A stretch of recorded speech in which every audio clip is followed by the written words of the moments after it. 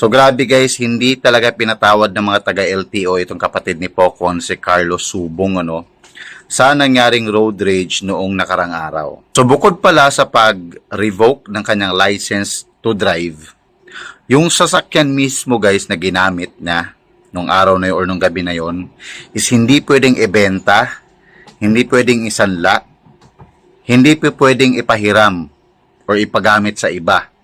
Diba? So, this year guys, mapapaso na yung license nun.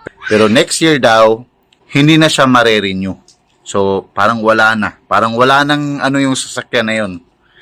Diba? Hingin ko na sana kaso, sayang, no, putik, ang ganda pa nun. Wala na. Display na lang sa bahay. So, grabe. So, alam mo yung sa kayabangan mo, diba? Nakatikim ka lang ng konting grasya, guminhawa ang buhay mo, feeling mo, Diyos ka na. So, yan. Nakakalungkot. Good luck. Sayang.